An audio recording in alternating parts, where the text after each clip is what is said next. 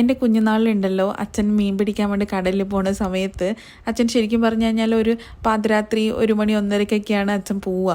Next day രാവിലെ ഒരു 10-11 മണിയൊക്കെ ആകുമ്പോഴത്തേക്കും അച്ഛൻ തിരിച്ചു വരും. അപ്പോൾ 12 മണിയായിട്ടും അച്ഛനെ കണ്ടില്ല എന്നുണ്ടെങ്കിൽ ഒരു 100 കൂട്ടം ചിന്തകളായിരിക്കും കേട്ടോ മനസ്സിൽ വരിക. ഭയങ്കര ടെൻഷനായിരിക്കും ആ സമയത്ത്.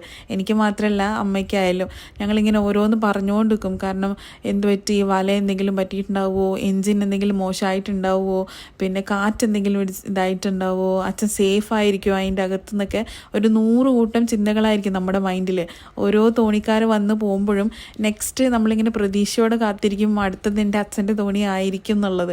അപ്പോൾ എൻ്റെ മാത്രമല്ല ഇപ്പോൾ ഉള്ള മത്സ്യത്തൊഴിലാളികളുടെ എല്ലാ വീട്ടിലുള്ള അമ്മമാരായാലും ഭാര്യമാരായാലും പെങ്ങന്മാരായാലും അവർ ഇപ്പോഴും അനുഭവിച്ചു പോകുന്നൊരവസ്ഥയാണ് കേട്ടോ. അവരവരുടെ ആൾക്കാർ വീട്ടിൽ നിന്ന് കടലിലോട്ട് പോകുമ്പോൾ തിരിച്ചു വരുന്നത് വരെയുള്ള ഒരു ആദി ഉണ്ടല്ലോ, അത് നമുക്ക് പറഞ്ഞറിയിക്കാൻ പറ്റില്ല. എനിക്കിപ്പം ഈ എന്താ പറയുക ബോട്ടുകളൊക്കെ ഇങ്ങനെ കടലിലോട്ട് പോകുമ്പോഴത്തേക്കും എൻ്റെ ആ ഒരു പഴയ കാലം എൻ്റെ മൈൻഡിലോട്ട് വന്നു. അതാണ് ഞാനിപ്പോൾ നിങ്ങളുടെ അടുത്തൊന്ന് ഷെയർ ചെയ്തത് കേട്ടോ.